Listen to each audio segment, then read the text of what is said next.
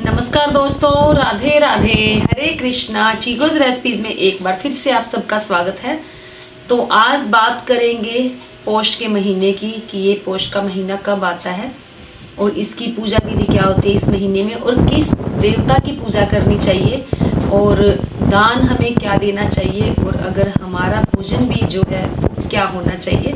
तो आज इन सब पर चर्चा करेंगे। तो जी वीडियो शुरू करने से पहले आपको बता दूं कि मैंने हेमा शर्मा चैनल पर भी व्लॉग डालने शुरू कर दिए हैं। वहाँ पर मैं व्लॉग डालती हूँ, रेसिपी भी डालती हूँ, ऑस्कर की वीडियोस भी होती है, योगा भी वहाँ पर आपको देखने को मिलेगा। एक वीडियो मैंने पहले वहाँ पर डाली भी है, और वहाँ आपको ब्यूटी टिप्स भी मिलेंगे, और हेल्थ से रिलेटेड जो भी वीडियोस होगी उस चैनल पर यानी कि हेमा शर्मा चैनल पर आपको वो वीडियोस मिलेंगी। तो जल्दी से जाकर हेमा शर्मा चैनल को सब्सक्राइब कर ले ताकि अच्छे अच्छे व्लॉग आप वहाँ पर देख सकें। तो जी हिंदू पंचांग के अनुसार जो देसी महीने होते हैं या जो भारतीय महीने होते हैं वो नक्षत्रों पर आधारित होते हैं, और जिस महीने की पूर्णिमा को चंद्रमा में जिस नक्षत्र में होता है उसी के नाम पर वो महीना आधारित हो जाता है। तो जो पौष मास की पूर्णिमा पर चंद्रमा जो है वो पुष्य नक्षत्र में होगा, तो इसीलिए इस महीने का नाम पौष पड़ गया।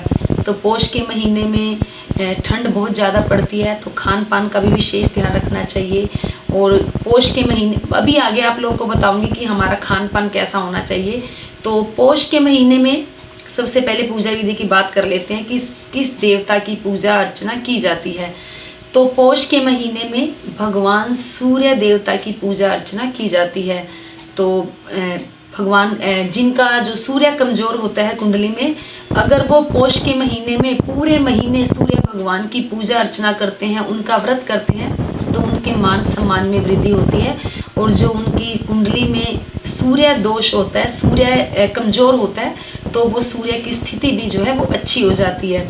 सूर्य के कमजोर होने पर हमारे मान सम्मान में वृद्धि आती है, और जो हमारी तरक्की है वो रुक रही होती है, यानी कि हमारे को हर क्षेत्र में उन्नति नहीं मिल पाती है। तो इसका मतलब ये होता है कि जो हमारी कुंडली में है जो सूर्य है वो कमजोर होता है। और अगर हमारी अपने पिता से नहीं बनती है या किसी बात पर मन मुटाव रहता है उनसे, तो समझ लो कि हमारी कुंडली में जो सूर्य है वो कमजोर है। तो हमें अपने सूर्य को मजबूत करना है। तो इस महीने में भगवान सूर्य देव की पूजा अर्चना और भगवान सूर्य देव को जल देना चाहिए। तो जी हिंदू पंचांग के अनुसार जो पौष का महीना होता है, हमारा देसी महीना जिसे 10वां महीना कहा जाता है, ये 10वां महीना होता है पौष का महीना।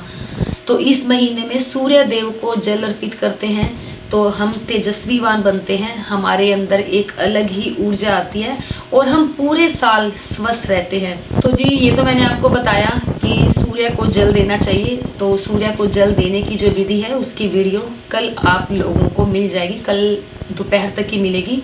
तो वैसे तो 20 दिसंबर से जो पौष का महीना है शुरू हो रहा है, लेकिन कुछ लोगों ने 19 दिसंबर यानी कि आज से भी पौष का महीने में जो पूजा अर्चना है अपनी शुरू कर दी है। लेकिन मैं जो पूजा करूंगी वो 20 दिसंबर से ही शुरू करूंगी, यानी कि कल से, सोमवार से। तो पौष के महीने में आप सुबह जल्दी उठें, अपने घर में ठाकुर जी की जो पूजा सेवा अर्चना करनी है वो करें, और ठंडे पानी से स्नान करने से बचें। और इस महीने में तीखा भोजन नहीं खाना चाहिए, तला भुना भोजन नहीं खाना चाहिए, तो इससे जो सेहत है उसको नुकसान हो जाता है।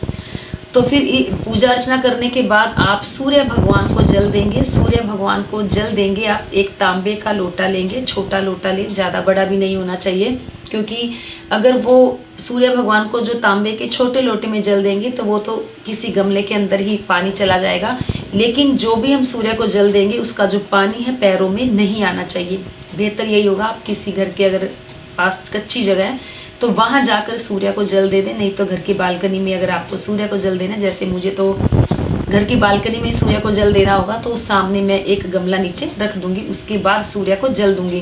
तो तांबे का एक पात्र लेंगे या तांबे का छोटा सा लोटा लें, उसके अंदर पानी के अंदर आप रोली डालें, कुमकुम डालें, दोनों में से कोई भी एक डालें, लाल फूल और लाल चंदन डालकर आपको सूर्य को जल देना है। और आपको मंत्र बोलना है, ओम सूर्याय नमः।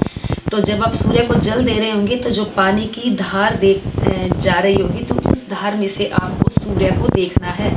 ऐसा करने से आपका जो तेज है वो भी बढ़ेगा, आपका औज वो भी बढ़ेगा, बुद्धि में वृद्धि होगी और आपकी जो स्किन प्रॉब्लम है उससे भी आपको छुटकारा मिलेगा। और दूसरा, आपकी जो आँखों की रोशनी है वो भी बढ़ जाएगी या मजबूत हो जाएगी, जो आपकी दृष्टि है वो कमज़ोर नहीं होगी।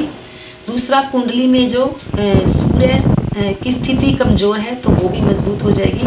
पिता से संबंध अगर थोड़े हल्के हैं तो वो भी आपके मजबूत हो जाएंगे। तो सूर्य भगवान को जल जरूर दें, क्योंकि पौष का जो महीना होता है वो भगवान सूर्य को समर्पित होता है। फिर बात कर लेते हैं व्रत की।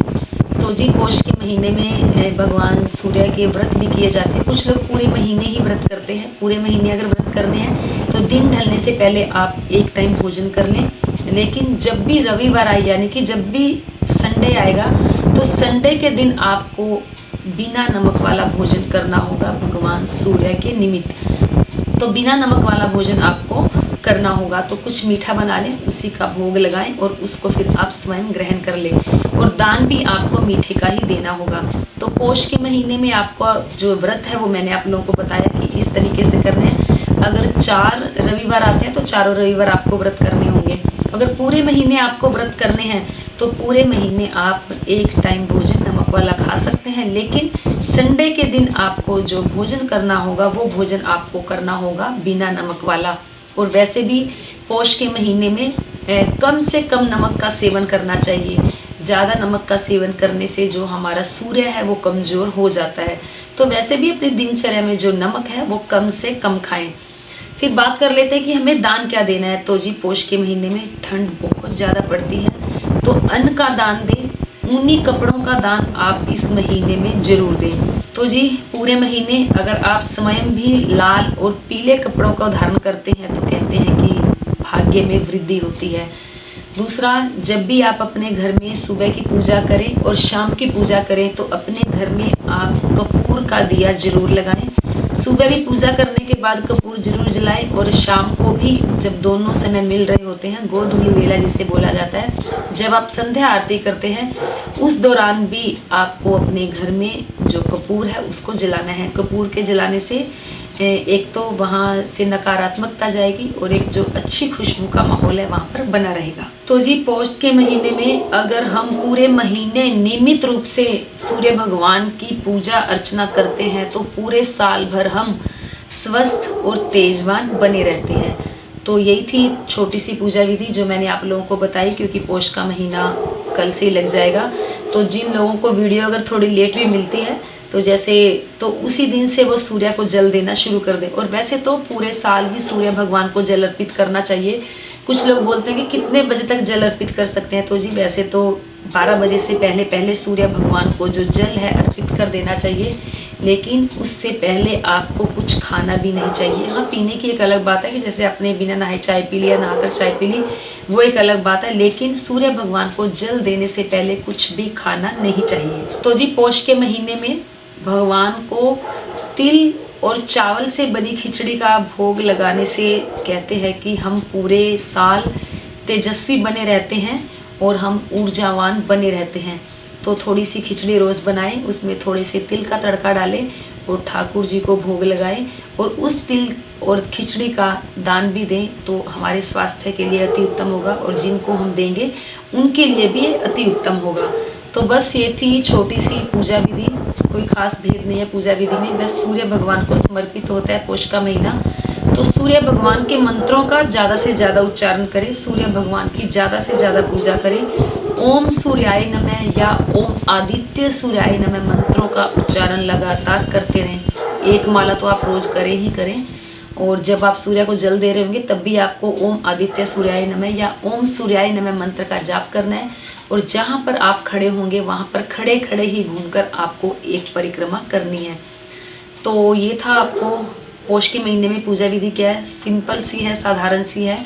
मेन सूर्य भगवान की पूजा ज़्यादा से ज़्यादा करनी है ताकि आप तेजस्वीवान बने रहें, ऊर्जावान बने रहें। बस तो उम्मीद करती हूँ आपको आज की वीडियो छोटी सी ज़रूर पसंद आई होगी। तो लाइक करें, शेयर करें, चैनल को सब्सक्राइब करना बिल्कुल ना भूलें। हमेशा की तरह अपने सुझाव देते रहें। आज के लिए इतना ही, फिर मिलते हैं। धन्यवाद। हरे कृष्णा।